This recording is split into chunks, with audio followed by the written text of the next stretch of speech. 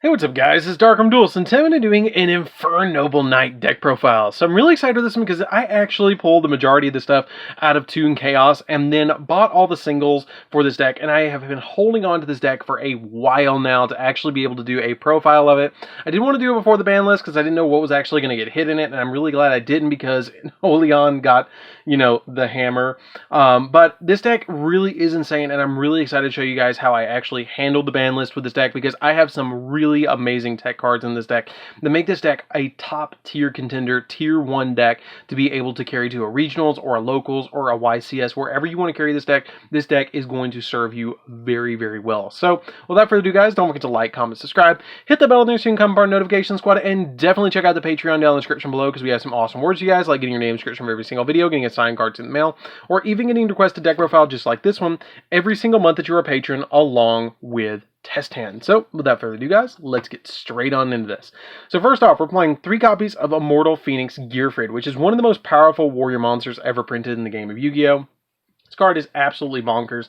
What it does is you can banish an equip spell from your graveyard to special summon this card from your field to your field. If you banish an equip spell, you can banish it from your field or graveyard to special summon this card. And also it's a walking negation as well, which is really, really, really amazing.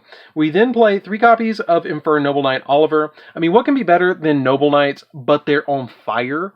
I mean, it's just amazing. It's like, it reminds me of the Foster's Home for Imaginary Friends where they're like hot red flames or bunnies, but now we're getting knights or flame or Fire Nation, and we're just combining it and making the Fire Noble Knights. I mean, it's just amazing to me. So what this card does is when this card is equipped with a when this card is an equipped card, your opponent cannot target the equipped monster with card effects, which is really good to be able to protect. A lot of your Infernoble Knights have that ability to protect cards and be able to be equipped cards. And it also has the ability that you can only use the effect of Oliver once per turn. You can send 1 Fire Warrior monster or 1 equipped spell from your hand or face center field to the graveyard to special summon this card from your hand as a level 1 monster. And then if this card is in your graveyard, you can target a warrior monster you control and equip this card to that monster you control. So he's just all over an amazing card that you want to play as a 3 of, in my opinion. We did play 3 copies of Infernoble Knight Renauld. Renauld is so good in this deck. Renauld is like one of the best cards in the entire Infernoble Knight archetype, and it's just probably this card is probably the card that made me want to build the deck besides Mortal Phoenix Gearfried. But this card is really good because if you control a Fire Warrior monster, you can special summon this card from your hand, and if special summoned this way, it's treated as a tuner monster, as a level 1 tuner monster. And if this card is special summoned, then you get to target a Fire Warrior monster or an equipped spell in your graveyard that is banished or in the grave, and you get to add it back to your hand, which is really good to be able to recover those cards, get a monster out in your field, and just start going off with your plays.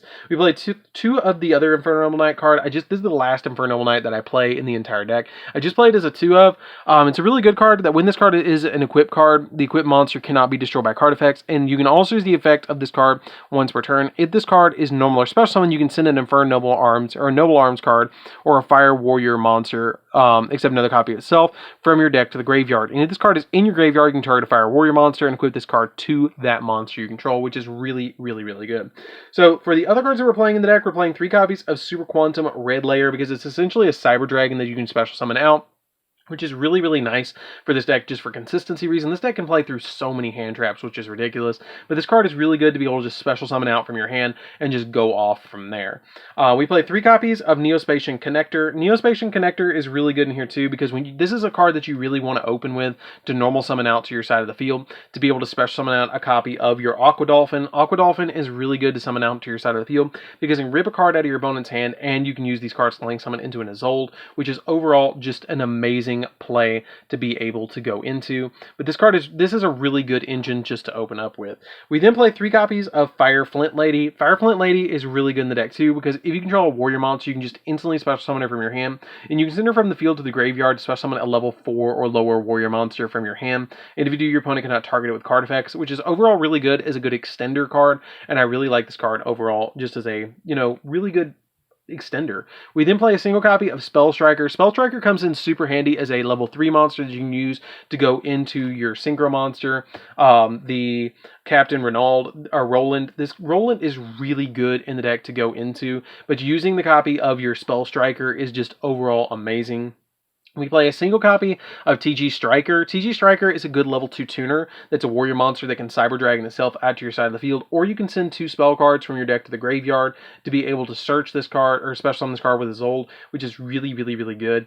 We play a single copy of Genba, which is a fire warrior tuner monster. I like Genba as a one-of. It's just a good fire warrior tuner monster to overall go into a lot of plays. We play a single copy of Plague Spreader Zombie as well as another level 2 monster that can recur itself to be able to help you with link plays and help you with all sorts of synchro plays. We play a Vion Spear. Vion Spear is really good because you can, if this card is sent to the graveyard from the monster zone to the graveyard, you can pay 500 life points to target a monster you control and equip this card to it. You can send this equip card to the graveyard to target an equip spell in your graveyard and equip it to that monster. So you can basically recur any of your equip spells directly to your monsters. We play a single copy of Despot 001 or Despot 1. This card's pretty good in the deck too because you can use this card with your copy of Auroradon to get it out on your side of the field. You go Needle Fiber into this and then use this with Needle Fiber to go into Auroradon. You special summon this back and you already have the tuner on your side of the field to go into all sorts of different plays that are going to be super helpful, like Power Tool Dragon and going into a copy of Herald of Arclight, and you just have so much advantage just to go in with this card. And then we play a single copy of Mecha Phantom Beast Coltwing. Coltwing is crazy in this deck. Coltwing is what I changed out the Oleon for, but what this card does is when it is special summoned, you get to special summon 2 Mecha Phantom Beast tokens to your side of the field, and then you contribute 2 tokens to target 1 card your opponent controls and destroy that, and if you do banish it. Coltwing is insane with this card deck, because all you have to do is summon out a copy of your Auroradon, and then once you summon Auroradon, you tribute 2 tokens and special summon out a Mecha Phantom Beast monster from your deck. You summon out the Coltwing, and it gives you the 2 tokens right back on your side of the field. Why wouldn't you play this with the copy of Auroradon? It's just overall really, really, really good. So that's it for all of the monsters, guys. I know it is a lot of monsters, but this deck goes off when it does, but it takes monsters to do it.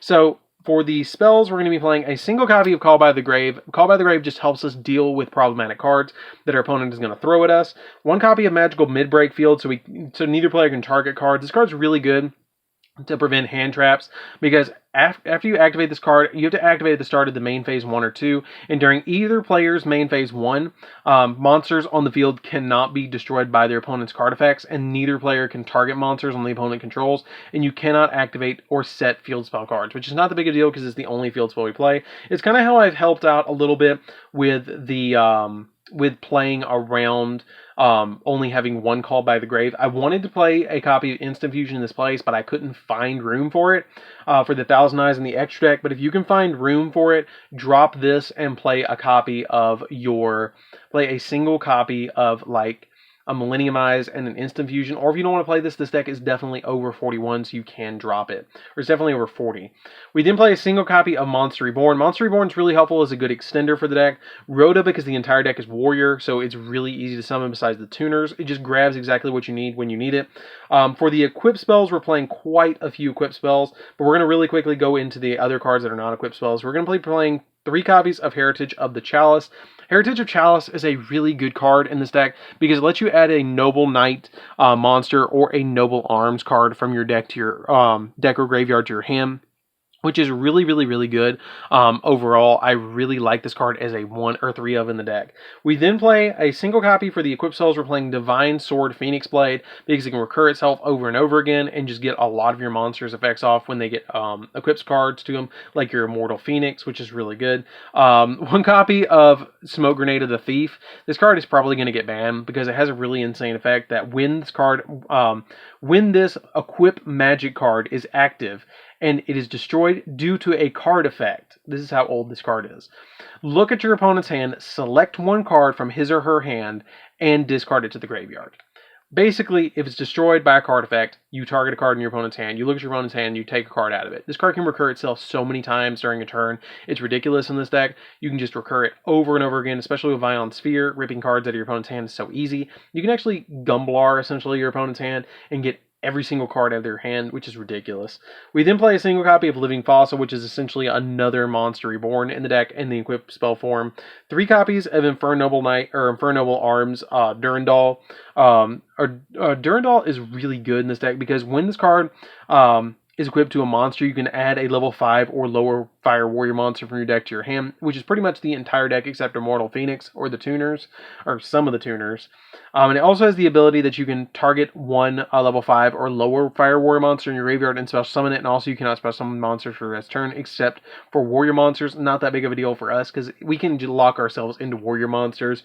And then we also play 3 copies of DDR, because DDR is really good and searchable off of our copy of Power Tool Dragon, so you want to play this card at 3 to search it off the Power Tool Dragon. This card's really, really, really busted with Power Tool Dragon, especially with the amount of cards that you're going to be banishing in this deck. It's super, super easy just to be able to grab something, discard something from the hand, grab one from extra deck, or grab one from banish, and put it back on the field. It's really good overall. So that's it for the main deck, guys. It is over 40 cards. I believe it's 44. Don't hold me to it. I've been playing it a while on Yugioh Pro, but I think I've been playing around with it a lot. But I think it's 44. Don't hold me to it, though.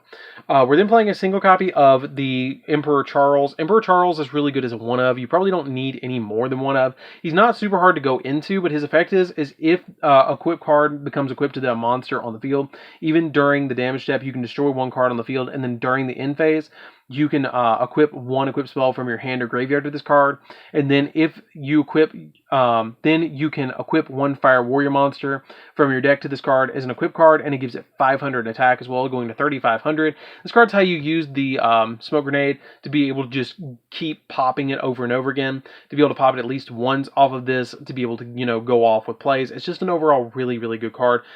We then play a single copy of Roland, Captain Roland. If this card is synchro summoned, you can activate the effect during the end phase of this turn to send an equip spell from your deck to the graveyard, and then add one warrior monster from your deck to your hand. And then during the main phase, if this card is in your graveyard, you can quick effect, target a warrior monster you control, and equip this card to it.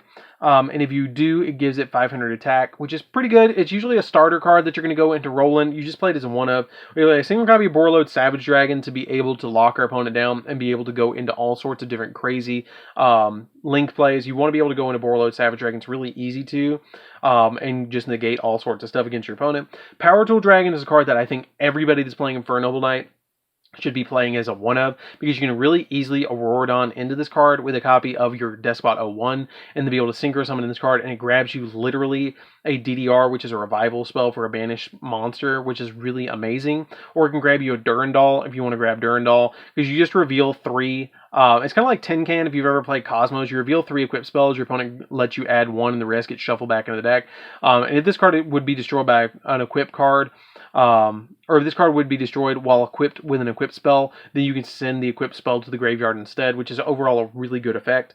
One copy of Coral Dragon. Coral Dragon's a good tuner monster to help you go into your copy of the Emperor, which is really, really good. It also has the ability that if this card is synchro summoned, you can once per turn discard a card and then target a card your opponent controls and destroy it. And if this card is synchro summoned, it's sent to the graveyard. You get to draw a card. One copy of Ignoble Knight of High Loncelin. High Loncelin is really good because it can immediately equip itself with an equip card from your deck, which is amazing, with the Noble Arms, which is the Durandal, to be able to just immediately put it on this card, which is really, really good to resolve the Durandal's effect. Herald the Arclight, just to get you an additional negation on your side of the field. Tatsunoko. Tatsunoko is really good because if this card is used on the field as a synchro material, you can also use a monster in your hand as a material. And the monster that this card is used to summon is unaffected by monster effects, which is amazing. One copy of Metal Marcher. Metal Marcher is pretty good too in the deck because it can revive the tuner that you use to summon this card, which is really nice. Access Code Talker, just to get you additional pops on your side of the field. Auroradon, because it's insane. I really think they should ban Auroradon eventually. It's going to be crazy when they do. 2 copies of Isolde. The 2 copies of Isolde are really, really, really helpful. And basically what the entire deck revolves around, the Isolde is just insane to let you add a warrior monster from your deck to your hand and send send equipped spells to the graveyard to be able to special summon a warrior monster of equal level, which is pretty good to be able to just send different stuff that you don't need in the deck to thin the deck, like Phoenix Blade and stuff like that, to get you a tuner or get you a warrior monster on your side of the field, like your copy of Oliver or whichever Infernoble Knight you need. One copy of your Crystron Needle Fiber. Needle Fiber is really pivotal in the deck because you want to summon Needle Fiber and then summon out a copy of your Despot 01 and then go into Auroradon and then synchro summon the Power Tool Dragon, and then it just snowballs from there. Or summon Cult Wing and then summon Auroradon. I mean, there's just so many different plays. You can actually even go into a copy of Auroradon, tribute the 2 tokens, Synchro into Herald of Arclight first, tribute 2 tokens, summon out your copy of your Colt Wing, summon out 2 more tokens, and then your 0-1 will trigger in the graveyard. Again, summon it back out, summon out a copy of Power Tool Dragon, and then it just snowballs from there. I mean, it really just gets crazy from there. And then we play a single copy of Link Cross just to give us those additional tokens on our side of the field, which is super nice to be able to use as all sorts of different materials. So that's it for the deck, guys. I hope you did enjoy it. It's a really, really, really insane deck. This deck is so combo heavy. I could sit here for probably 2 hours and just explain to you guys all the combos that this deck has. I mean, it's literally the combo deck right now, and it is so tier 1 right now. It's insane, but it's so good and so crazy. So anyways, guys, this is DarkArmedDuelist. Don't forget to like, comment, subscribe, hit the bell on there so you can become part of the notification squad, and don't forget to check out the Patreon down in the description below. It really helps out if you guys become patrons because it makes deck profiles like these possible.